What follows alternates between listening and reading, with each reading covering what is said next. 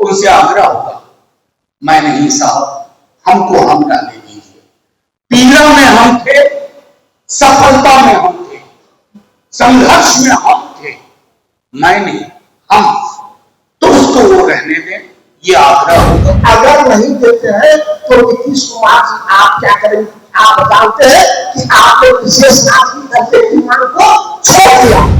बिहार की तरक्की के लिए प्रधानमंत्री जी को वही नजर चाहिए जिस नजर से गुजरात को आज तक एड्रेस किया। बिहार केंद्रीय योजना में बिहार का अंशदान। पीएम मोदी आज पटना आ रहे हैं। आपको बता दें कि देर शाम देश के प्रधानमंत्री नरेंद्र मोदी आज पटना पहुंचेंगे और पटना एयरपोर्ट से रोड शो करते हुए सीधे वो बीजेपी दफ्तर आएंगे। लेकिन देखिए, पीएम मोदी के बिहार आगमन को लेकर इंडिया गठबंधन के नेताओं का पीएम मोदी पर बड़ा हमला, और पूछ रहे हैं और साफ साफ कहते नजर आ रहे हैं कि जब भी बिहार आते हैं पीएम नरेंद्र मोदी तो जुमलेबाजी कर कर चले जाते हैं। क्या इस बार वो बिहार आ रहे हैं? तो ये बताएंगे बिहार वासियों को आखिर बिहार को विशेष राज्य का दर्जा कब मिलेगा। साथ ही साथ जिस तरीके से बिहार में बिगड़ते कानून व्यवस्था को लेकर लगातार सवाल खड़ा किया जा रहा है, इसको लेकर भी देखिए इंडिया गठबंधन के नेताओं ने सीएम नीतीश से मांग की है कि जिस तरीके से बिहार में कानून व्यवस्था पूरी तरीके से ध्वस्त है, तो आज पीएम मोदी आ रहे, कम से कम उनकी सुरक्षा व्यवस्था टाइट की जाए। क्या कुछ कहना है, सबसे पहले आप इंडिया गठबंधन के तमाम नेताओं का पूरा बयान सुनिए। हमारे राज्य चुनावी साल है, प्रधानमंत्री जी का आना जाना होगा, कभी गमछा कांधे पे होगा, कभी गमछा सर पे होगा, लिट्टी के साथ भी स्नेह बढ़ेगा। लेकिन बिहार के कुछ सवाल है। तो जैसा आप देख सकते हैं कि इंडिया गठबंधन हमारे तमाम साथी नुमाइंदे अलग अलग दलों से आपके समक्ष हैं। मैं संक्षेप में कुछ बातें आपके समक्ष रखता हूँ और उससे पूर्व एक चीज कहता हूँ कि ये प्रेस कॉन्फ्रेंस जो हम इंडिया गठबंधन की ओर से कर रहे हैं, ये डेडिकेटेड है पीएम के विजिट के मद्देनजर बिहार के सवालों के लिए, और ये आपका हमारा साझा सरोकार है, क्योंकि आप और हम भले दो अलग भूमिका में हो, लेकिन हमारा मानना है कि बिहार की तरक्की के बगैर देश की तरक्की की कल्पना करना बेईमानी होगा, बल्कि बेईमानी होगी, डिसऑनेस्टी है।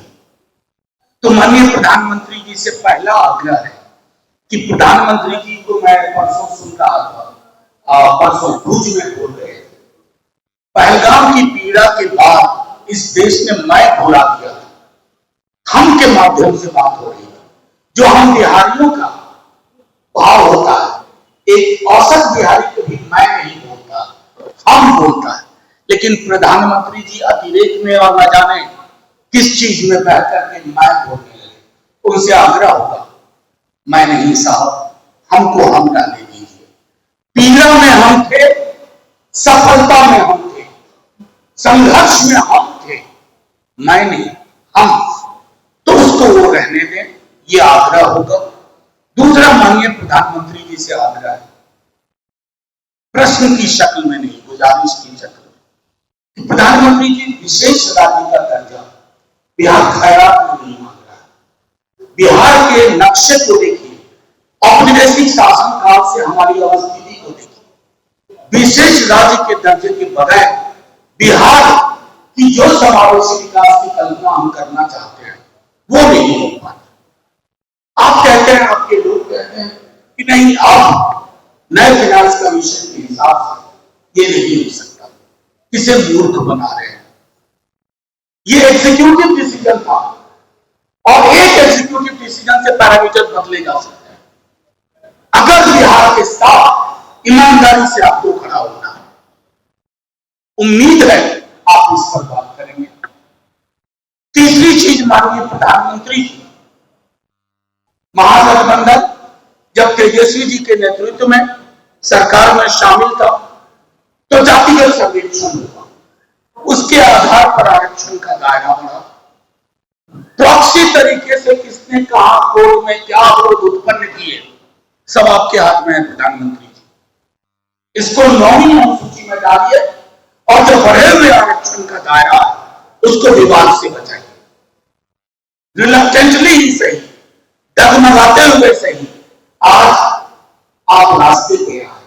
ऑपरेशन सिंदूर से पूर्व आपने कहा कि जातिगत जनगणना होगी। नेता प्रतिपक्ष बार बार कह रहे हैं तेजस्वी जी हम एलआर मोड पे हैं, टाइमलाइन बताइए, क्योंकि बहुत सारी चीजें इससे जुड़ी हुई हैं। वुमेन रिजर्वेशन जुड़ा है, रिजर्वेशन विदिन रिजर्वेशन जुड़ा है, सेंसस के साथ डिलिमिटेशन है, और डिलिमिटेशन के बाद आनुपातिक प्रतिनिधित्व बढ़ने की बात है, आरक्षण का दायरा बढ़ने की बात है, और निजी क्षेत्रों में आरक्षण की बात है। तो ये सारी चीजें मेरा मानना है कि प्रधानमंत्री जी बिहार आए तो रिटॉरिक से आगे बढ़ करके आपको आगे बढ़ना होगा। सौंपूंगा, सब लोग संक्षेप में आपके समक्ष रखेंगे। बिहार को ईर्ष्या किसी राज्य से नहीं है, बिहार को पीड़ा है। बिहार गुजरात की तरह बनना चाहता है आर्थिक रूप से, हालांकि बहुत सारी मसले। बिहार की तरक्की के लिए प्रधानमंत्री जी को वही नजर चाहिए जिस नजर से गुजरात को आज तक एड्रेस किया गया है। ये नहीं होगा प्रधानमंत्री जी कि निवेश गुजरात में, पूंजी गुजरात में, और श्रम शक्ति जनसाधारण से श्रमिक जाए बिहार से, तमाम आपदा को झेले। प्रधानमंत्री जी बिहार इस साइकिल को बदलना चाहता है, इसको दुरुस्त करना चाहता है। और हाँ, आज जब प्रधानमंत्री जी आप रोड शो से निकलेंगे तो संभवतः जो मुझे जानकारी है उसी सड़क से निकलेंगे जहां गोलियां लहराई गई। प्रधानमंत्री जी बस गुजर जाने को गुजर मत जाइएगा, थोड़ा ठहर जाइएगा और सोचिएगा बिहार की गवर्नेंस क्या है, कौन चला रहा है बिहार को। बिहार ना ऑटो पायलट मोड में है ना पायलट, और टर्बुलेंस बहुत है। तो प्रधानमंत्री जी चुनावी साल है, लेकिन बिहार चुनाव तक भी अपने अस्तित्व को नहीं देखता। इस बात को ध्यान में रखते हुए बिहार में सौहार्द कैसे बरकरार रहे, जो मैंने पहले कहा कि बिहार हम की भावना से, इस भय, इस हम को भय और नफरत की आग में मत छोड़िएगा। हम बहुत भुगत चुके हैं, आपसे ये आग्रह होगा। अब मैं आग्रह करूंगा हमारे कांग्रेस के साथी राजेश जी से, सब लोग संक्षेप में अपनी अपनी बात करें। संक्षिप्त में मैं छोटा सवाल करता हूं, क्योंकि बिहार की चिंता हमें भी है, आपको भी है। कभी कभी नीतीश जी को भी होती थी बिहार आएंगे तो बिहार के विकास में हो सकता है मोदी जी भी आंसू बहाएं। मैं इसलिए इस बात को कह रहा हूं कि आज से 4 दिन पहले शासी परिषद का बैठक दिल्ली में हुआ। उससे पहले बिहार सरकार की ओर से बिहार सरकार के मंत्री ने नीति आयोग को पत्र लिखा कि बिहार केंद्रीय योजना में बिहार का अंशदान मात्र 10% रखा जाए, 90% केंद्र सरकार दे। क्योंकि पहले भी 75% से लेकर 90% तक अंशदान भारत सरकार देती थी, लेकिन वर्तमान सरकार ने 60-40 कर दिया और कई योजनाओं में तो 50-50 कर दिया, जिसके कारण 21 विभाग जो भारत सरकार से सीधा संपर्क रखता है उसका कार्य अधूरा है। अगर आप 90% अंशदान नहीं देते हैं तो बिहार अपने विकास का अल्पकालीन, मध्यकालीन और दीर्घकालीन लक्ष्य को पूरा नहीं करेगा। एक पत्र लिखे, लेकिन मुख्यमंत्री जी पत्र तो लिखे, दिल्ली में जाकर उस बैठक में नहीं करेंगे। क्या मतलब है? जो पीएम से आपको डर लगता है, ठीक है, आप वहां गए, एनडीए के बैठक में शामिल हुए, विकास की बैठक से आप हो गए, चलिए प्रधानमंत्री जी आ रहे हैं, आपकी मुलाकात होगी। आप प्रधानमंत्री से यही बात सीधा कह दीजिए कि अगर आप 90% अंशदान नहीं देते हैं तो बिहार का विकास रुक जाएगा। अगर नहीं देते हैं तो नीतीश कुमार जी आप क्या करेंगे? आप जानते हैं कि आपने विशेष नागरिक दर्जे की मांग को छोड़ दिया, विशेष पैकेज भी छोड़ दिया है। फिर बिहार विकास कैसे करेगा? क्योंकि बिहार के विनाश में यह डबल इंजन बड़ा कारण है। नरेंद्र मोदी जी आते हैं, बड़ी बड़ी बात करते हैं, सिर्फ उतना ही 5 और छोटे छोटे सवाल है कि नरेंद्र मोदी जी इससे पहले आप आए थे, जितने योजनाओं की घोषणा की थी, 1.25 लाख करोड़ की बोली लगाई थी, क्या वो सब पैसे खाकर के गुजरे? नहीं। स्वास्थ्य पे आपने इतनी बड़ी बड़ी बात की, यहाँ पे क्या आपने दरोगा में एम्स भी खोल दिया। हो सकता है उनको का इलाज हुआ हो, बाकी का इलाज तो अब तक नहीं हुआ है। आप उद्योग के बारे में बोले थे कि चंपारण के चीनी मिल से चीनी बनेगी, हम उससे चाय पिए। कौन सा चीनी मिल से आप चाय पी रहे हैं? पढ़ाई के बारे में आपने देखा किस कतार में लोग बच्चे लगे हुए बाहर जाने को। किसानों की आय दुगनी की बात तो आप किए थे, कहाँ? सबको पक्का की मकान किए कहाँ? दलितों पे अत्याचार तो डबल की सरकार में बढ़ गई है। अब गोलियों के बौछार तो ऐसे हो रहा है, कभी कहते थे पहले गोली चलती थी, अभी तो गोली फुलझड़ी की तरह चल रही है। नीतीश कुमार जी कहते थे अरे रात में कौन निकलता था, पहले तो निकलता था कि रात में, ठीक कह रहा हूँ कि रात में छोटा निकलता था, लेकिन उनके रात में पटना के बोर्डिंग रोड, चौराहा, डाक बंगला, दिल्ली रोड, जिसको हम जवाहर नेहरू में कहते हैं, वहां तपरा के गोली एक ही महीना लगातार चलता है। उसी पे आज प्रधानमंत्री जी आएंगे, नीतीश कुमार जी आपसे आग्रह करते हैं उनकी सुरक्षा का ख्याल आप रखेंगे। धन्यवाद। जो देश के प्रधानमंत्री जी का बिहार दौरा है और सारे हमारे महागठबंधन के साथी ने पूजन किए और अच्छे किए। हम भी मैं प्रधानमंत्री जी से मैं आग्रह करना चाहता हूँ, यदि आप बिहार में आए हैं तो बिहार के युवाओं के रोजगार के बारे में जरूर आप कहेंगे। बिहार में या पूरे देश में जो महंगाई बढ़ रही है उसके बारे में जरूर कहेंगे। और विशेष राज्य के दर्जा पर हमारे सांसद साहब को बोल चुके हैं, यदि इस तीनों मुद्दा पर यदि प्रधानमंत्री जी कुछ नहीं कहेंगे तो हमको लगेगा कि हम लोगों को लगेगा कि पुनः ही बिहार को धोखा देने आ रहे हैं। इसलिए अगले बार आए थे तो लंबी लंबी बातें कर चले गए और अभी जो भी कहे वो आगे नहीं पूरा हुआ। तो यहाँ से मीडिया के माध्यम से मैं कहना चाहता हूँ कि यदि आप आए हैं तो इस तीन मुद्दा पर जरूर बोले, महंगाई पर, बेरोजगारी पर और बिहार के विशेष राष्ट्रीय दर्जा पर। नहीं तो इसका मतलब विस्तार लग रहा है कि आप पहले बिहारी हम लोगों को समझ रहे हैं।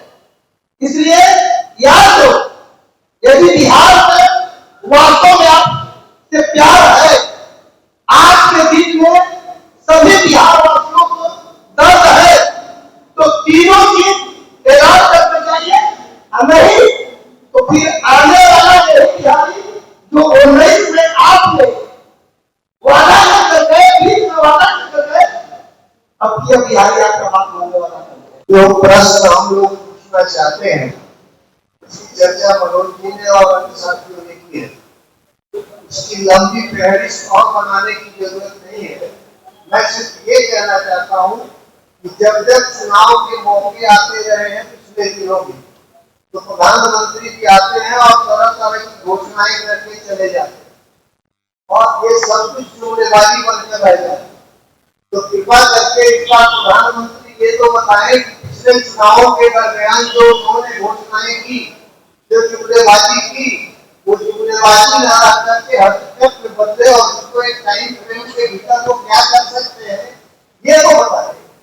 और उसके साथ ही साथ बिहार के लोगों के जो मौजूद सवाल है, इसमें बिहार की उनकी डबल इंजन की नीतीश बाबू की सरकार विफल है, उस सरकार को कैसे वो देखते हैं और कैसे ये बिहार की समस्याओं के समाधान के दिशा में कारगर रूप से काम हो सके, इसकी भी गारंटी करना उन्हीं का काम है, क्योंकि वही गठबंधन चला रहे हैं।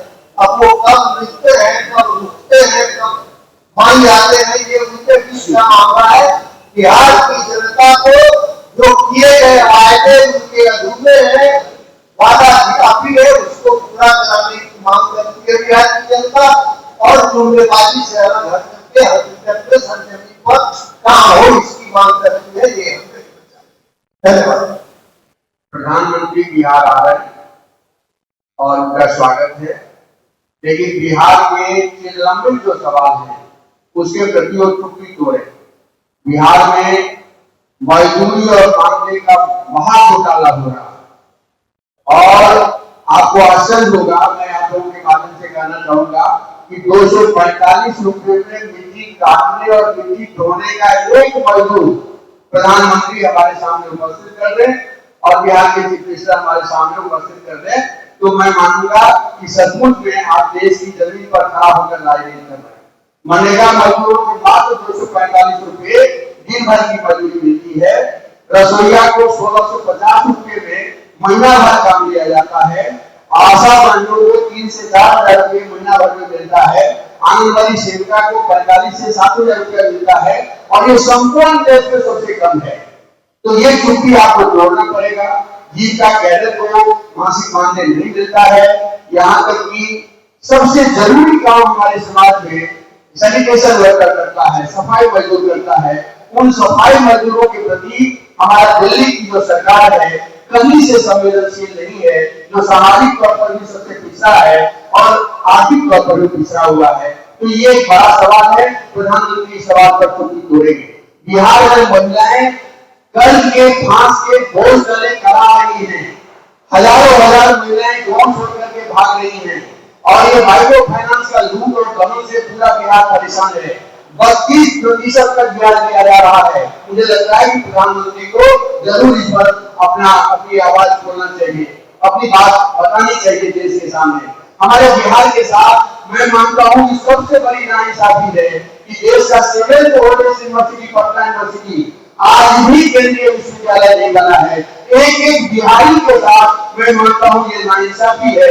इस पर तो प्रधानमंत्री को बोलना चाहिए। आज जिले के किसान कलवन जलाशय को लेकर के दशकों से संघर्ष कर रहे हैं। कल पूरे शाहबाद और मगध के 8 जिलों में किसानों ने धरना दिया कि कलवन जलाशय बनना चाहिए, लेकिन उस सवाल पर प्रधानमंत्री को अपनी चुप्पी तोड़नी चाहिए। ये बिहार का सवाल है। मुझे लगता है सारे प्रश्नों को लेकर के देश के प्रधानमंत्री को जरूर ही अपनी चुप्पी तोड़नी चाहिए। इन्हीं बातों के साथ मैं अपनी बात समाप्त उठाया और भारत के प्रधानमंत्री की बिहार यात्रा संदर्भ में और चुनाव को देखते हुए यात्रा की जाती है, उस संदर्भ में उन्होंने सवाल उठाया। सरकार सबसे सहमत होते हुए मैं कहना चाहूंगा कि बिहार वर्षों पहले जहाँ खड़ा था आज भी वही खड़ा है। बिहार के औद्योगिक विकास जमीन छू रहे हैं और जो दावे किए जा रहे हैं बिहार में विकास हो रहा है। निवेश बहुत नगण्य है। बिहार का सीडी रेशियो राष्ट्रीय सीडी रेशियो की अपेक्षा बहुत कम है, जहाँ 75% और दूसरी तरफ 58%। यानी कि 100 रुपया बिहार के लोग बैंक में जमा करते हैं तो मात्र 58 रुपये का निवेश बिहार में, बाकी पैसा कहाँ जाता है? बिहार के पैसे से गुजरात और महाराष्ट्र में कोई दिशा हो सकती है, पहले ही लोग खाली है। लेकिन एक संतुलन होना चाहिए विकास के संदर्भ में और उसकी नीतियां निर्धारित होनी चाहिए। तो केंद्र से लेकर राज्य सरकार के दायरे में आता है। नीति आयोग की उसमें बड़ी भूमिका है।